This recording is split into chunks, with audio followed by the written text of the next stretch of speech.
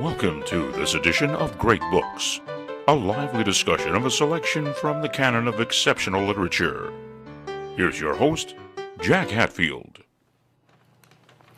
Welcome. Thanks for joining us for the Great Books Show. I'm Jack Hatfield. Our panel meets monthly to discuss great works of classic and modern literature. Today we're discussing The Indestructibility of Our Inner Nature by Schopenhauer. Jake will introduce the work. Jake? Arthur Schopenhauer was born in Danzig, Germany, today's Gdansk, Poland, in 1788. He died in 1869 as the shadows of civil war lengthened over the United States. When he was a teenager, his father, a successful businessman, died, apparently a suicide. His relations with his mother seem always to have been strained and finally eventuated in a total estrangement. Schopenhauer's early education was a somewhat unconventional mix of homeschooling, tutoring, and travel. After his father's death, Schopenhauer entered the University of Göttingen as a med student, studying, among other things, physics, chemistry, and botany. However, his reading of Plato and Kant soon captured him for philosophy. He transferred to the University of Berlin and eventually to Jena, where he completed his doctorate in 1813. Schopenhauer then began lecturing at the University of Berlin, but he was largely overshadowed by the more popular and less pessimistic Hegel, whose philosophy he strongly opposed. Nonetheless, while there, he managed to complete his major work, The World as Will and Idea, sometimes translated The World as Will and Representation. It was published in 1919 and was pretty much ignored. In the last decade of his life, he began to receive recognition in European universities and in England, the USA, and Russia.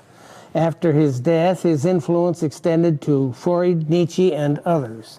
Schopenhauer espouses a naturalistic, empirically based philosophy strongly influenced by Eastern ideas. He believed that death was the inspiring genius of philosophy. Further, he believed that nature provides a remedy for every evil, including fear of death.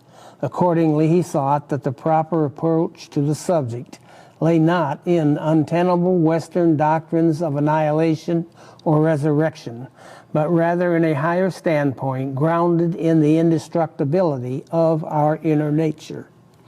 Our discussion on this subject is drawn from Volume 2 of E.F.J. Payne's translation of The World as Will and Representation, draws heavily on a Buddhist understanding of the underlying nature of reality, to elaborate on his view of the liberating meaning of death for the individual consciousness.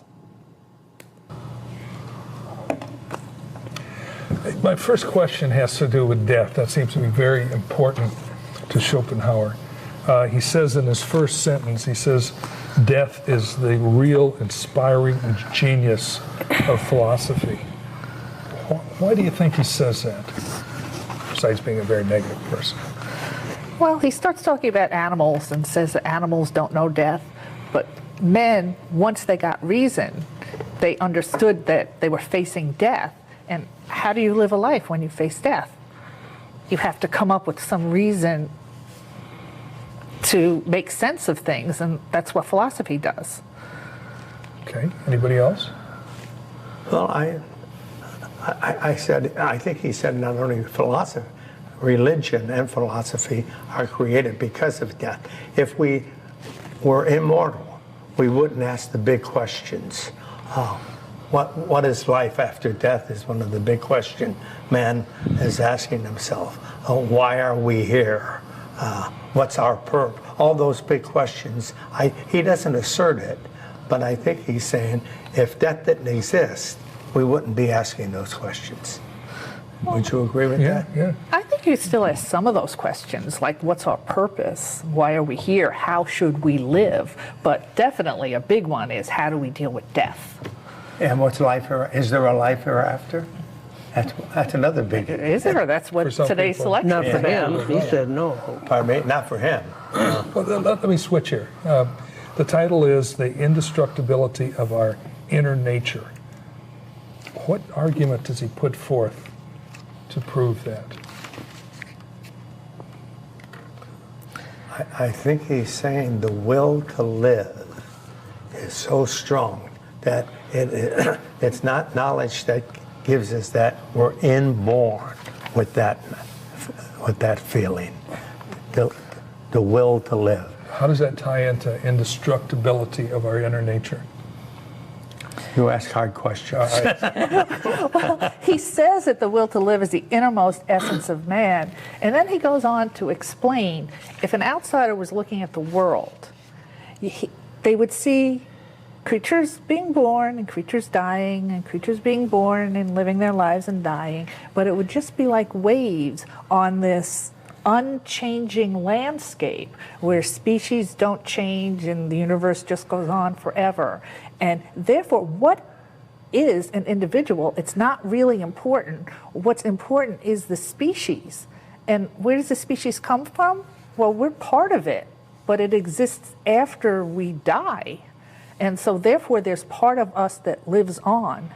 And it's this will to live and will to create progeny and future generations is what I got. He believes the will is the basic underlying reality that holds everything together. That's the structure, and it's one.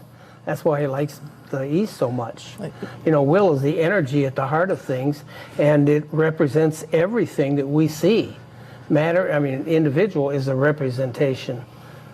You know, and so you got two realities where you got phenomena, which is our experience, then you've got will down there at the bottom, which we sort of get to know, but never really know. We just know it's there.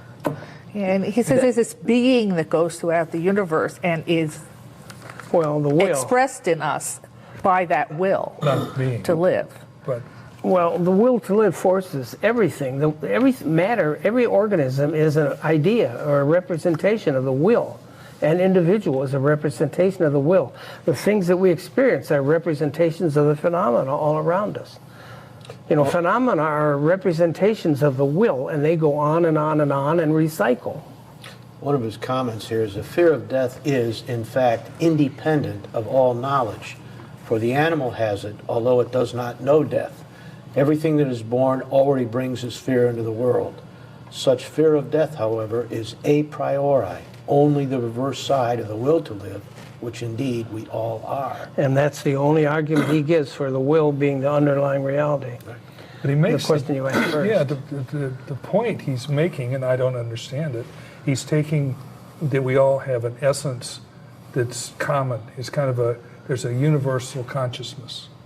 Didn't use that term, but I think that's what he's getting. No, there's no universal consciousness. Well, there is in a way. That's where the structure of phenomenon comes from. We all have ideas, and they more or less coincide because we all got the same mental structure. I think he's saying more than that. I think he's saying there's something in us that we share with absolutely every living thing. Yeah, will.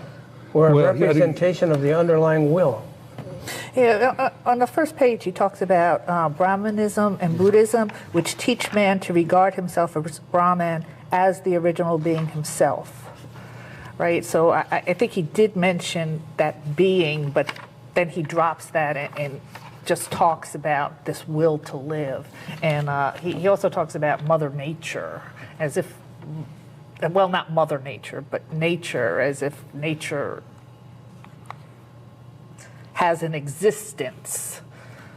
Okay. Every organism is a representation of the will. And nature is a name for all of this. All the representations of the will that we perceive in our consciousness. And consciousness itself is just something that the will uses to gratify its impulses. Or, you know, make its choices and do, You know, at least that's how I read it. He doesn't believe in any life after death. But on page 11, he says, do not consider death the cessation of life. Right. It isn't. Right. But he doesn't believe How do you in put those two together? consciousness after death. That he's saying that this I don't like the word will to it, but that's what he uses. Yeah. This whatever you want to call it, will, that exists forever. That does not die. Yeah. Just our physical being is what dies. But he said, another place he says, the world goes away, but your ego stays. I'm not sure I'm quoting it correctly. I thought No, he that doesn't was say very that. confusing too. When he Individual is talks a about phenomenon. The individual passes away. He talks about you're nothing before and nothing after. But the will that, for a while, will you, is still there, and that part is a part that doesn't. The will is still there after existence is gone? Sure, that's permanent. It never changes. It comes, it's the forms and the states and everything. It's a process. Yeah, the quote he's having difficulty with is, the terrors of death, What page? 18, the bottom paragraph. Yeah. The terrors of death rest for the most part on the false illusion that then the I or ego vanishes and the world remains, but rather is the opposite true. Right. Namely, that the world vanishes. On the other hand, the innermost kernel of the ego endures. Yeah. No. And I read that several times Yes. too. And then I think he goes on to talk about the world as represented in our brain disappears because our intelligence disappears, but that Then there are individual that worlds. inner part of ourselves goes on, that there's another world that remains in somebody else's head, but the world that we had in our head doesn't exist anymore because our consciousness is gone. Right. That's all that's left of us is that will. Yeah. Right. So he also says on page 10, for consciousness has always shown itself to me not as the cause, but as a product and a result of organic life, since it rose and sank in consequences thereof at different periods of life. That's right. So consciousness, we don't have consciousness dealing with the organ itself. The organ has created the consciousness. What did you think of this concept when he said, we fear death because once we live, we have existence, but there's non-existence. But if we fear that, well, how come we don't fear non-existence before we were born? You remember that one? Sure. Yes. It says it's irrational not to. Doesn't he get the point that we had existence before non-existence? But when we weren't born, we didn't have existence before that. We lose life. We don't lose life before we had existence. But Am I confusing? He made a point. He was living in a world, remember, the science of his time, because he studied physics and chemistry, and the science of his time was that the universe always existed the way it existed, and all the species existed, and the world existed, and it was unchanging. They hadn't found the first dinosaur bone to find out the species were extinct. They didn't know about the Big Bang. He said that there was an infinity of time before you were born, and there's going to be an infinity of time after your death. Right. And if you feel sorry that you're not going to be alive in the future, why aren't you sorry that you weren't in the alive past? in the past? Exactly. He also made fun. He made a little joke of people who actually believe that things had a beginning. And now we find out most scientists think that the universe did have a beginning from this small thing. Maybe that existence for a long time. Well, that's our idea. I don't think that has anything to do with it because because he made fun of beginnings. He said, He's talking about nothing people. Beginnings. I think what he Beginnings was... of life, beginning of species, beginning of the universe. Yeah, but the will He was has all always of it. there, and it goes in circles. But he's also talking about the Judeo-Christian view of the West. Yeah, he disagrees with So that. Exactly. Yes, That's why that he he would. brings, if you read anything in Buddhism or Hinduism, they have that same thought. That's reincarnation. You existed before, you live in the moment now, and you exist afterwards. So that concept is not native to Western thought. That's a different thought process, and that's what he's bringing into this. And he's talking about our individual, and I think it's true that people are very afraid of nothing exists when they die. I mean, and annihilation. They're afraid of that. And he's saying, well, there was nothing before you were born. Why aren't you afraid of that? But he also makes a point, if you get old, you gradually withdraw Fade from away. life, Yeah. and you don't experience things, you don't have big emotions, and eventually you just drift away to death. Well, It's some of no that- big but deal. that's- You return to the Okay. womb of nature is Yeah. his Right, but that's expression. part of the Hindu process when there's course. 7 stages of life. But, and the final that's just stages- people do that. Right, I, yeah. I had 2 grandmothers that that's what they did. Right. They That's wanted what to die. You and I are doing, but we don't want to die yet. One thing that I'm looking for the exact quote here, but he's very pessimistic. And he says something like, everyone feels that this life is so bad and they're looking for a better life afterwards. If somebody wasn't pessimistic, if someone really enjoyed their life, does this whole philosophy fall apart? But he thinks it's impossible for you to enjoy your life, is what I get the impression I guess. Yeah. Attachment to Life is a appears- bad joke. Yeah. Right. Could I be. mean, yeah, what you talk about pessimism. Life is a bad joke. And then I think he also says knowledge teaches us that life is worthless. Attachment to life appears Well, it could be a foolish. dream. Yeah, So well, are you, Knowledge just goes as life's worthlessness. so we're saying that if you say life can be wonderful and you don't want to leave it after you die, and his whole philosophy would fall apart. I don't know anything more precious and sacred than life. Okay, but yeah, but he here's does. the He difference. does. Okay, He never mind. does. He prefers Life is a non-existence. What's your representation bottom of the line will. question, Jack? It is. My bottom line question was: if we take the stance that you just said, that what life is wonderful and et cetera, does his whole philosophy fall apart? Does he posits that that life is pessimistic? If we take away and change that assumption, does everything else fall apart then? Are you that's afraid to go to sleep at night? Young children are afraid to go to sleep at night. Well, there's things under the bed. Well, yeah, Because he says sleep is the mother of death. Right, and so he's bringing this to the fore that when you go to sleep every night, you're basically dying to the world on the basis that you think you're going to wake up the next morning.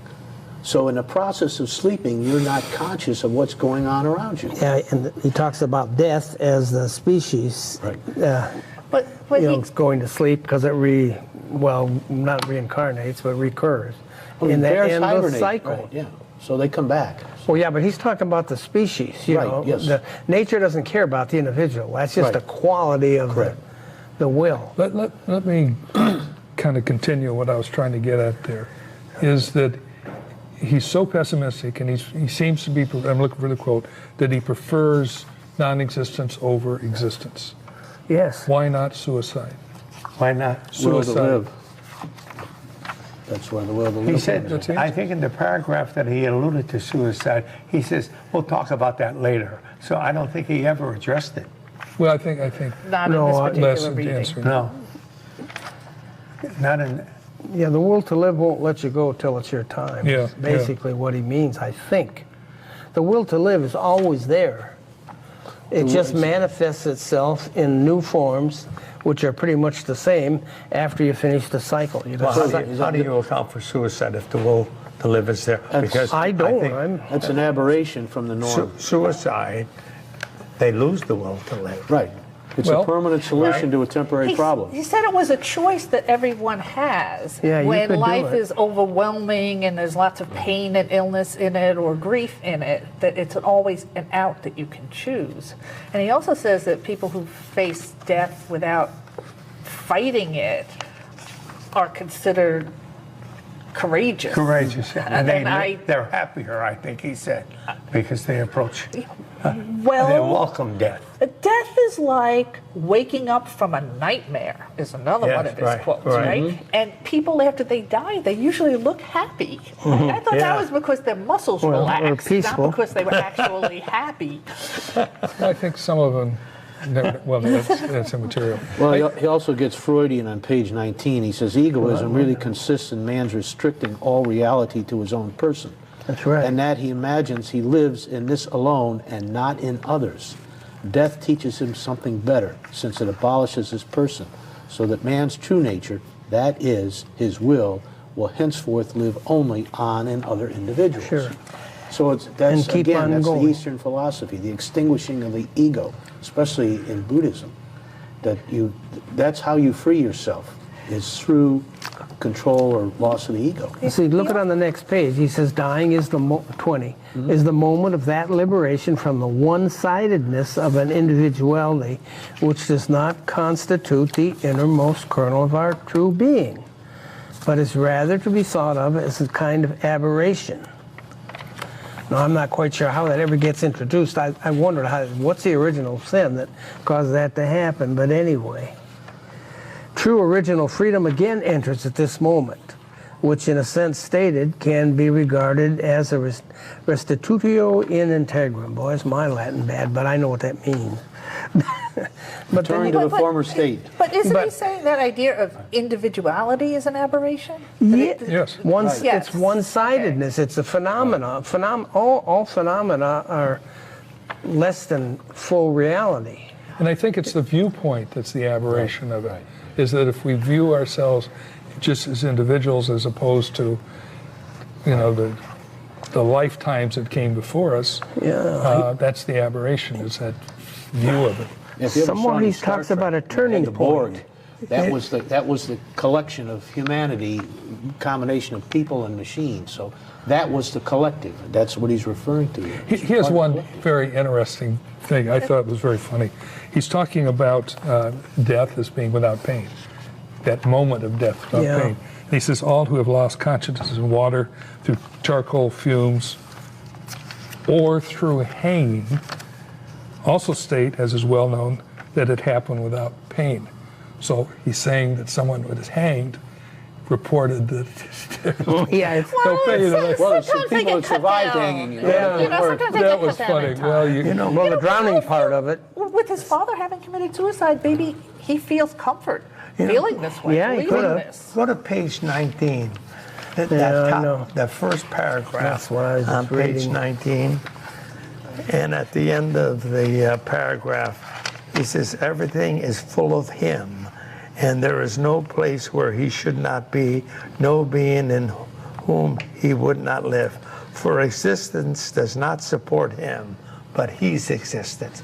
Is he talking about God? No, he's talking about the Lord of the world. Now, look at the first sentence. He said, this strange and even ludicrous spectacle of the Lord of the world.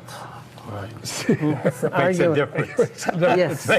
Major Yes. difference. Major difference. Yes, okay. Okay. But that's meant to be comforting to you, because that will never dies. It's always there, and you start out in that will and you return to it, and he calls it the womb of nature. Jack, you used the phrase his philosophy. Yes. Other than the fact that we have this drive to live, this inborn drive, well, how would you describe his philosophy other than he's very pessimistic about life? Well, he's saying that we have this will to live, right, but we also have knowledge, and if we have enough knowledge, it can override the will to live, and if we see things in perspective, that we overcome our fear of death. If we see ourselves as just as a short lifetime in millions of lifetimes, then we don't fear it anymore. Yeah, but he goes beyond fear of death as to saying it shouldn't make any difference to us whether we have existence or non-existence. Well, yes, but it is nature's remedy. That's what he's projecting as nature's remedy. Nature gives us this consolation. Yeah. But the other thing is the subconscious determines all this stuff. Your consciousness is very minor. And that's... But when he's talking about fear of death, we know that people face death and sacrifice themselves to the point of death for purposes, there are people who want to go to Mars even if they die up in Mars, right? Sure, there are people who sacrifice themselves for their country, for their children. He mentions that. What does he say about it? Well, again, he said that knowledge, other things can override this fear of this will to live. All knowledge does is lay out the options. And then, well, on page 5, he talks about all this knowledge, but I don't get a clear explanation of what knowledge is. On page 5, he talks about all this causation. At the end, it's understanding causation is what knowledge is for him. And our place in the universe. Time, space, and causation. He's a Kantian. Time, space, and supporting causation. existence at all, or even seeing No. existence as good. He doesn't even see existence as That's good. my question. Yes. Right? What does the But go to individual add? We live page moment 20. to moment. Page 20. Cycle the to last cycle. Okay. A bunch of vibrations if you got a far enough view. Okay. We're running out of time. Go Yeah, ahead, Bob. he willingly gives up the existence that we know. What comes to him instead of it is, in our eyes, nothing, because our existence is reference to one that is nothing. The Buddhist faith calls the existence nirvana. Yeah. That is to say, extinction. If you give up the will to live, that's the biggest thing you can do. And now you're in a state of something. You're giving up your ego is what Yeah. you're giving Yeah. up. Yeah. Right. You're giving up a one-sided will. Isn't that the essence of what he's Yeah. saying in this whole? Well, that's his Yeah, summary, okay. yes. One of the things I do see in this is I see some Baruch Spinoza in here, pantheism or panentheism, if you want. Yeah, I wonder. That's stretching it, but maybe. A little bit. Well, Freud sure got his subconscious out of this because really the will, and he says it's blind and accidental and irrational, and boy, all of this Freud really took off with that. And the same thing with Nietzsche coming up with his morality based on, Yeah. ego emphasis, I guess. I think kind of the way we can give it our opinion. I think that Yeah, when he sorry. says that knowledge can overcome our will to live, I think knowledge and what he's talking about is not worth anything. It just doesn't work. We can all say, yeah, there's all these lives and, millions of people have lived before us and in the future and all that. And it doesn't really make a difference. But Well, of course there is it a does. turning point somewhere if you see things from a higher standpoint in here, and that's when somehow you Yeah. see the causation of being bound in the will. Yeah. You get free from it. Yeah, yeah. But how it See- happens, God knows. Thanks for watching. I hope you enjoyed the show. Join us next time when we discuss another great selection. As Aristotle said, the best way to learn is to get together in small groups and discuss great ideas.